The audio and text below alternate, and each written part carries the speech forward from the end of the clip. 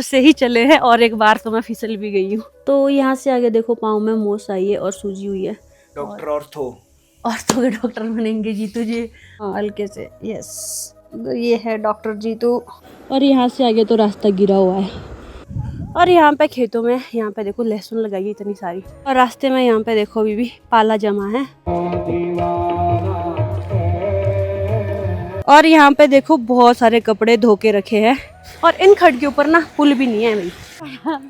तो देखो कैसे उछल रहे हैं। तो यहाँ पे है महादेव का नया मंदिर बना हुआ जो कि बहुत ही सुंदर लग रहा है, ये देखो। और जब भी मैं इसको देखती हूँ तो मुझे अपनी माँ की याद आती है। मैं बताती हूँ ना लोग कैसे कैसे कमेंट्स करते हैं। लगता है कि अपने ओपिनियन आपको तभी देने चाहिए जब सामने से आपसे मांगे जाए कि ये इनमें से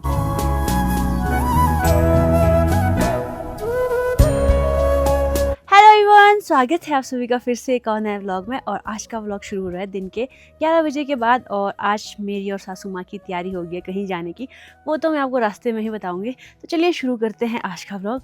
और आज का मौसम भी काफ़ी अच्छा है, अच्छी खासी धूप खिली है और दूर दूर तक बादलों का कोई भी नामो निशान नहीं है।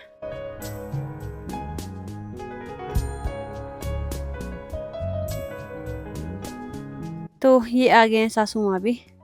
चले अब हम, चलो जी आगे आगे। अब जाके हम लोग चल पड़े हैं घर से। और अब मैं आपको बताती हूँ कि हम लोग जा कहाँ रहे हैं। तो यहाँ नीचे दूर एक गाँव है और वहाँ पे भागवत है और वो हमारे रिलेटिव भी है, तो उनके यहाँ पे भागवत है, इसीलिए मैं और मम्मी भी जा रहे हैं भागवत के लिए। और हमारे साथ एक गाँव से दादी भी आ रहे हैं। तो दादी आगे चले गए हैं और मम्मी और मैं अब चले हैं। तो बहुत पैदल चलना पड़ेगा आज। मम्मी बोलेगी बहुत दूर है, अब मुझे भी नहीं आइडिया कि कितना दूर है, तो अभी पता लगेगा। मतलब टाइम लगा लो कि हम 11:15 के बाद घर से चले हैं। अब देखते हैं वहाँ कितने बजे पहुँचेंगे और भागवत सुनेंगे आज बढ़िया मस्त मज़े से। अभी तो फ़िलहाल रास्ता थोड़ा ऐसा ही है। सासू माँ आगे आगे भाग रहे हैं, मैं इनके पीछे पीछे। तो अभी तो हम लोग घर से ही चले हैं और एक बार तो मैं फिसल भी गई हूँ नीचे गिर गई, नीचे बिल्कुल। अभी हमें पहले नीचे मेन रोड तक जाना है जो पक्का रोड है, तो पैदल ही जा रहे हैं हम। और एक वाटरफॉल के पास, और यहाँ से हमें ये क्रॉस करना है, ये वाली जो खड्ड है ये क्रॉस करनी है। तो चलो जी पार को। और अच्छा 2 खड्ड है यहाँ पे यार, एक खड्ड ये वाली भी है। तो ये वाली खड्ड आ रही है पीछे से, इसमें भी पानी आ रहा है और उसमें भी पानी आ रहा है। और ये पहुँच गए हम लोग यहाँ पे। अभी हम लोग मेन रोड में पहुँचने ही वाले हैं। तो यहाँ पे यहाँ से आगे को ना बहुत सीधे सीधे खेत है और ये देख के मेरे को बड़ी खुशी सी होती है। तो वो आपको दिखाती हूँ मैं। सासू माँ भाग रहे आगे आगे भी, ये चलते बहुत फटाफट। और रास्ते में मेरा ना थोड़ा पैर भी मुड़ गया लेफ्ट वाला, थोड़ी थोड़ी दर्द भी हो रही है। ये पहुँचे हम सीधे सीधे खेतों में। आगे का नज़ारा बहुत सुंदर है भाई। यहाँ पर खेतों में लोगों ने लगाए हैं अरबी के पत्ते। वहाँ आगे घर दिख रहे होंगे ना, वहाँ तक पहुँचना है हमें। और यहाँ पे देखो हर पेड़ के पास गोबर भी लाया है। अभी ये पेड़ छोटे हैं, कुछ टाइम में ही ये फल देने वाले भी हो जाएंगे।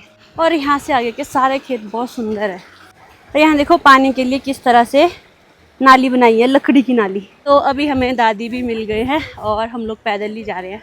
जो खड्ड का रास्ता है इसी के साथ साथ जाएंगे। और ठीक है चलो चलो। यहाँ पे बीच में खड्ड भी थी क्रॉस करने को। यहाँ पे देखो कितने अच्छे खेत है, सीधे सीधे खेत। दादी आगे थे पहले ही, तो ये चले आगे आगे, बहुत फास्ट चलते हैं। और यहाँ पे खेतों में यहाँ पे देखो लहसुन लगाई है इतनी सारी। और हम आ गए बहुत पीछे से, इसी नाले में हम आगे आगे जा रहे हैं। और यहाँ देखो कितनी सारी लहसुन लगाई है। आगे पहुँच गए मेरे साथी लोग। तो अभी हम पहुँच गए हैं जंगल के बीच में। रास्ता भी काफ़ी लंबा है। रास्ता हमारा कुछ ऐसा ही है जी, खड खड से ही जाना है और खड ही क्रॉस करनी है। इधर उधर खतरनाक रास्ता है। ये हो गया एडवेंचर। निकलता कहाँ है ये रास्ता? रास्ते में आगे यहाँ पे अब सेब के बगीचे आ गए हैं। दादी चलते बहुत फटाफट भाई। दादी कितनी उम्र है आपकी? हैं 55? और स्पीड देखो इनकी, खतरनाक है। और रास्ते में यहाँ पे देखो अभी भी पाला जमा है, वाइट वाइट दिख रहा होगा। इतनी ठंडा है यहाँ पे, जबकि दिन के 12 बज रहे हैं। और इसमें हमें अभी आगे जाना है। पैदल तो अभी काफ़ी ज़्यादा चलना है, और यहाँ के लोगों को काफ़ी आदत है पैदल चलने की। यहाँ के लोग तभी, मतलब मैंने कोई भी यहाँ पे अभी तक ऐसे कोई हट्टे कट्टे मोटे लोग नहीं देखे, सारे ऐसे पतले पतले लोग हैं। तो होंगे भी पतले यार, इतना चलना पड़ता है यहाँ पे डे टू डे लाइफ में, और स्पीड इनकी वही ऐसी है। ये देखो ये वाला एरिया, यहाँ शायद धूप नहीं लगती होगी तो नीचे पाला जमा है, पर मुझे तो बहुत मज़ा आ रहा है वॉक करते हुए, क्योंकि काफ़ी अच्छा लग रहा है। और यहाँ पे घर देखो कितने दूर दूर है ऊपर, जहाँ के लिए की रोड भी नहीं है, तो पैदल चलना ज़रूरी भी है। और यहाँ ऊपर को सेब के बगीचे भी हैं, तो पता नहीं सेब कैसे उतारते होंगे। और चलो अभी हमें और आगे जाना है जंगल में, नीचे को जा रही हूँ, हमारा घर रह गया काफ़ी ऊपर। यहाँ दिख रहा है सेब का बगीचा, ये हमारी बुआ का बगीचा है। बारी हमें ये खड्ड क्रॉस करनी है, रास्ते में पता नहीं कितनी बार हम इसको आर पार करके आए हैं। अब जाके हम मेन रोड में नीचे को पहुँचने वाले हैं। और ये देखो खड्ड, ये, और अब मेरी बारी है। और इन खड्ड के ऊपर ना पुल भी नहीं है भाई, ये करनी पड़ती है ऐसे ही क्रॉस, पत्थर पत्थर के ऊपर। और बरसात में तो इतना पानी आता होगा, तो उस टाइम तो क्रॉस करना भी मुश्किल है। और यहाँ पे देखो बहुत सारे कपड़े धो के रखे हैं खड्ड के पास। ये देखो यहाँ खड्ड के पास ही लेके आए हैं, यहाँ पानी है ना अच्छा, तो सीधा इसके पास ही लेके आए हैं, यहीं कपड़े धो दिए। बचपन की बात मुझे भी याद है कि जब हम छोटे होते थे तो हमारे घर में भी ऐसा ही किया जाता था। उस टाइम पे हर घर तक पाइपलाइन नहीं पहुंचाई गई थी, और जब मतलब सारे कपड़े धोने होते थे तो इतना पानी नहीं होता था, तो मम्मी वगैरह किल्टे में डालती थी सारे कपड़े, फिर ले जाएंगे खड्ड के पास धोने के लिए। एक दिन स्पेशली रखा होता था कि आज खड्ड के पास जाएंगे भाई सारे कपड़े धोने, फिर वहीं पे आग जलाएंगे, वहीं पे पानी गर्म करेंगे, वहीं पे ही अपने साथ थोड़ा बहुत साबुन सर्फ लेके जाएंगे और वहाँ कपड़े धोते थे। और यहाँ पे इसको देख के मुझे आ गई बचपन की याद। तो जब मम्मी आ जाती थी तो हमें भी रहता था कि हम भी उनके पीछे पीछे जाएंगे। अभी हम एक मेन रोड में तो पहुँच गए हैं, इस वाले में अभी हमें दूसरे मेन रोड में पहुँचना है यहाँ से। तो अभी रोड को छोड़ के हम चल पड़े हैं अब इस वाले रास्ते में। साथ में देखो नहर का पानी भी जा रहा है हमारे थोड़ा थोड़ा, और ये रास्ता बोलते तंग है, आगे को देखो। और अभी भी यहाँ से भी काफ़ी दूर है। और यहाँ पे हमें मिले छोटे छोटे बच्चे। हेलो, किधर से जाऊँ? ये देखो कैसे उछल रहे हैं, रुक जाओ भाई हमें जाने दो। और यहाँ से आगे तो रास्ता गिरा हुआ है, तो दादी को जैसे जैसे दादी वैसे ही हमें भी जाना है। यहाँ से एक कुल गिरी हुई है, इसके पीछे पीछे से जाएंगे। तो अभी हम लोग रास्ते में पहुँचे हैं एक जगह पर, जहाँ पर कि शिव जी का मंदिर है, महादेव का नया मंदिर बना है। और मंदिर देखो कितना सुंदर है। और जहाँ पर भागवत है वो भी वहाँ से, यहाँ से अब दिख रहा है, सामने पीला सा तरपाल दिख रहा होगा, वहाँ तक जाना है हमें। वहाँ पे है भागवत चले हुए, और यहाँ पे है महादेव का मंदिर। तो यहाँ पे है महादेव का नया मंदिर बना हुआ, जो कि बहुत ही सुंदर लग रहा है। ये देखो इसकी नक्काशी भी कितनी सुंदर है। और मंदिर तो अभी बंद है, तो हमें यहाँ से आगे जाना है। और ये मंदिर बिल्कुल हमें रास्ते में ही पड़ा है। ये देखो कितना प्यारा मंदिर है। और इस जगह का नाम है बिटरी महादेव मंदिर। और यहीं पे नीचे को गांव भी है साथ में। अब हमें बस थोड़ा आगे जाना है, शायद 1-1.5 किलोमीटर होगा, तो वहाँ पे अब भागवत। और रास्ते में यहाँ पे है एक गलगल का पेड़, जिसमें कि बहुत सारे खट्टे लगे हैं। ये देखो ऊपर से नीचे तक घर जहाँ पे भागवत है। और अभी हमें ये चल के जाना है सारा, इधर नीचे से पार पार से ऊपर पार पहुँचना है। अब जाके हम लोग पहुँच गए हैं घर के पास ही।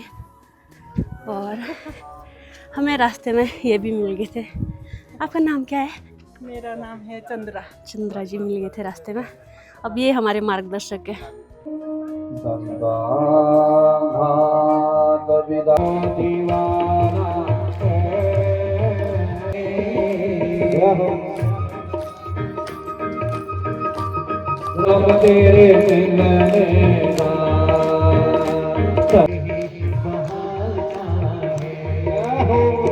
भगवान की इसी के साथ जो है हमारा आगे चंद्रवंश चंद्र की आद विराजो कृष्ण कनाई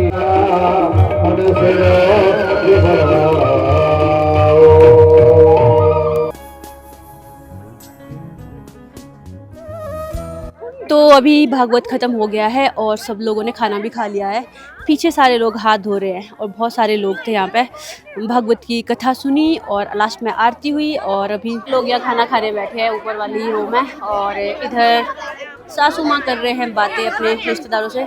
अब जाके जहाँ पे भागवत हो रहा है वो जगह खाली हुई है, तो यहीं से महाराज जी ने कथा सुनाई थी और ये है उनका आसन, यहाँ से वो कथा सुना रहे थे।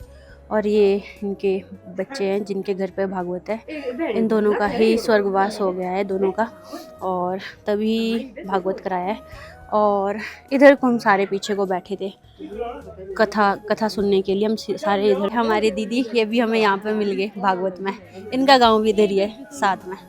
ठीक है, बाय बाय, हम जा रहे हैं। तो अब हम लोग यहाँ से चल पड़े हैं वापस। काफ़ी ऊपर से नीचे आ गया है कच्चे से रोड में, अब पक्के रोड में पहुँचने वाले हैं। वैसे अगर हम पैदल चल के जाएंगे तो हम नहीं पहुँचेंगे भाई, अंधेरे में पहुँचेंगे। तो जीतू जी आएंगे हमें लेने, पहले अपनी ड्यूटी करेंगे पूरी, उसके बाद आएंगे हमें लेने और हम लोगों को उतरना है एक पक्के रोड के लिए। फिर देखते हैं थोड़ी देर में वो लेने आ जाएंगे। और हम 3 ही हैं, एक दादी है, एक सासू माँ, एक मैं हूँ। हम 3 ही हैं जाने वाले। और अंधेरा ही हो गया, पूरा दिन भागवत में बैठे हम। मतलब 1 बजे से थोड़ा पहले पहुँचे हम। 1 बजे के बाद कथा शुरू हुई तो 5 बज गए हमें, मतलब सब चीज़ों में। 4:30 तक कथा चली, फिर आरती हुई, फिर जो भागवत का भोग होता है वो खाया। अब चले घर। तो कुछ इस तरह का रहा आज का दिन। फाइनली जीतू जी पहुँचे जी हमें लेने, और तब तक हम भी चलते ही जा रहे थे रास्ते में पैदल। अब बैठते हैं गाड़ी में। हेलो जी। हेलो, कैसा रहा भैया आपका? बढ़िया रहा, चलो। अच्छा था। तो फाइनली हम लोग घर पहुंच चुके हैं और घर पहुंचते पहुंचते अंधेरा ही हो गया। जीतू जी हमें थोड़े लेट हो गए लेने के लिए, और उसके बाद हम पहुंचे घर। फिर हम बैठे, हमने चाय पी। फ़िलहाल अभी कपड़े बदलते हैं और मेरी पाँव में भी थोड़ी दर्द हो रही है जो मुड़ गई थी। अब देखते हैं इसका भी क्या हाल है। बाकी पूरा दिन तो निकाल दिया जैसे तैसे, अब देखेंगे अच्छे से। और चलो आपसे मिलते थोड़ी देर से। आज हम लोग बहुत पैदल चले हैं भाई, मतलब ज़िंदगी में पता नहीं मैं लास्ट टाइम कब इतना पैदल चली हूँ, याद भी नहीं है, लेकिन आज बहुत पैदल चले हैं। तो अभी बाकी लोगों ने तो खाना खा लिया है, पर मैंने और सासू माँ ने खाना नहीं खाया क्योंकि हम भागवत से खाना खा के आए हैं, तो भोग खा के आए हैं, तो मैं सोचा डिनर नहीं करेंगे। और वो खाना भी हमने अभी खाया था 5 बजे, तो भूख भी नहीं है। और जो मेरी पाँव हैं ये थोड़ी सूजी हुई है, मोस आई है शायद, तो देखते हैं गर्म पट्टी लगाएंगे। तो यहाँ से आगे देखो पाँव में मोस आई है और सूजी हुई है, थोड़ी थोड़ी दर्द भी हो रही है। वैसे निचली वाली साइड यहाँ दर्द हो रही है, इधर। बाकी तो ठीक है, उतनी ज़्यादा दर्द भी नहीं है, चल तो पा रही हूँ मैं। ऐसा चलने फिरने में कोई दिक्कत नहीं हो रही, बस थोड़ी दर्द हो रही है, हल्की सी दर्द हो रही है। तो हल्की सी मोस आई है शायद ये, तो अब रेस्ट पे ही ये ठीक हो जाएगी। सूजन भी शायद कल के लिए कम हो जाएगी। अभी मैंने इसमें गर्म पानी का सेक लगाया, नमक वाला पानी, और अब इसमें गर्म पट्टी या फिर ये वाली है जेल है मेरे पास, ये यूज़ करेंगे इसके लिए। यहाँ पे आगे हैं जीतू डॉन, ये लेके आगे मेरे लिए गर्म पट्टी। कैसा लग रहा है, फिर क्या कहना चाहेंगे आप इसके बारे में? ज़्यादा तो नहीं लग रहा, इनको हो जाएगी ठीक 1-2 दिन में। चलो होप सो ठीक हो जाए। आप डॉक्टर बन रहे फिर मेरे? यस, तो मेरे डॉक्टर बनेंगे अब ये, डॉक्टर ऑर्थो के डॉक्टर बनेंगे जीतू जी। और ये क्यों नहीं चल रहा भाई? ये चल रहा है, थोड़ा भी वोल्टेज कम होती है। तो गाइस मैं हूँ पेशेंट और जीतू जी हैं डॉक्टर। क्या लगा रहे हैं आप? First pain relief. Pain relief? हाँ जी, हाँ, ओमनी जेल स्प्रे है ये, ठीक है जी। दर्द से जल्दी छुटकारा। तो अभी दर्द से छुटकारा पाएंगे हम। ठंडी ठंडी लग रही है तो आराम से दबाओ यार, दर्द हो रही इसमें। हाँ हल्के से, यस। ये है डॉक्टर जीतू। जीतू नहीं है, डॉक्टर ऑर्थो है। Doctor Ortho, doctor Omni Gel, Omni Gel के डॉक्टर।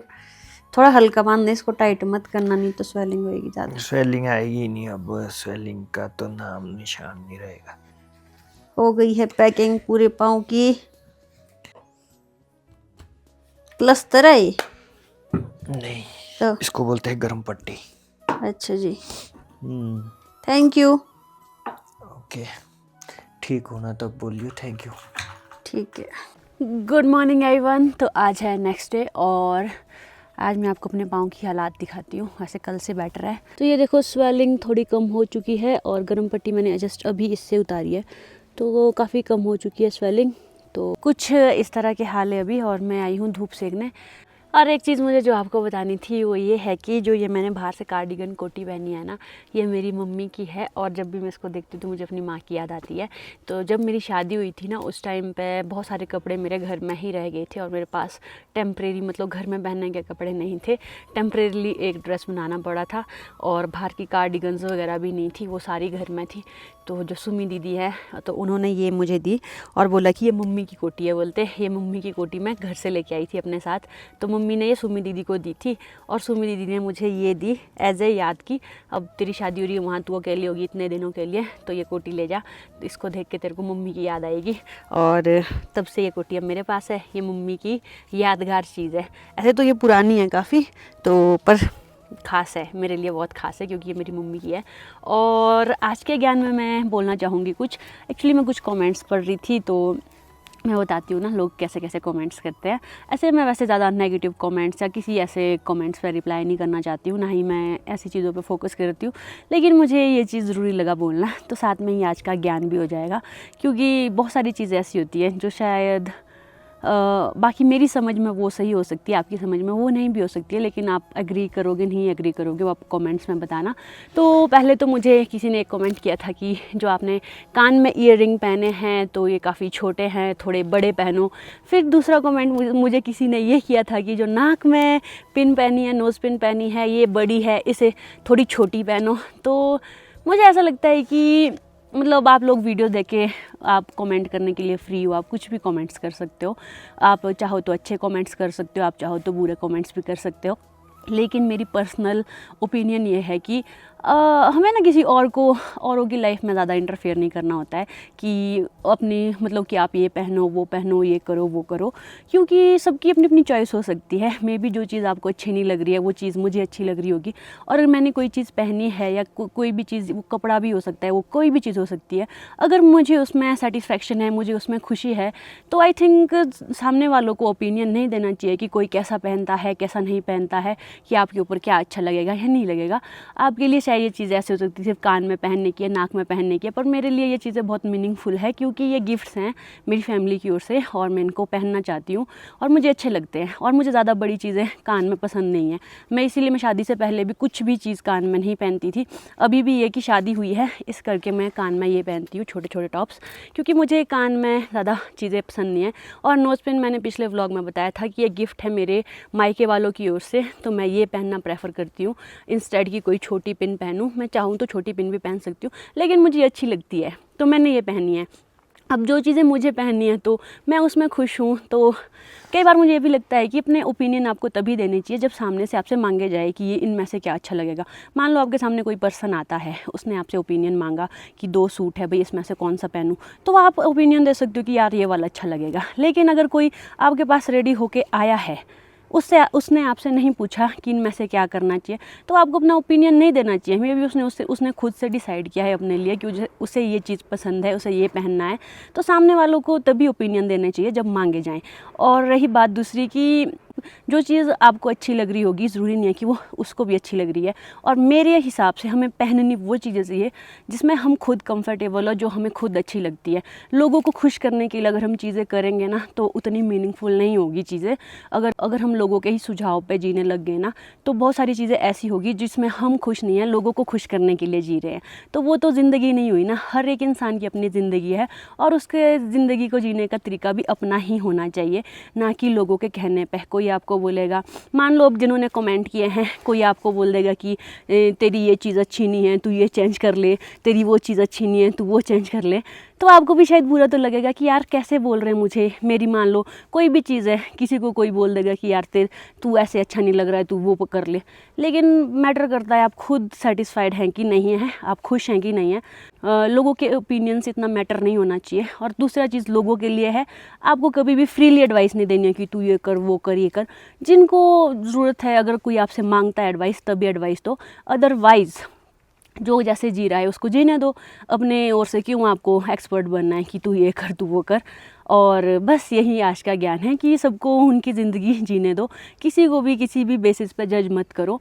तो ये शायद ये शायद सबका ही है कि बहुत सारे लोग पता नहीं क्यों लोगों की उस पर टिप्पा टिप्पणी करते हैं कि तुम्हें ये करना चाहिए वो करना चाहिए।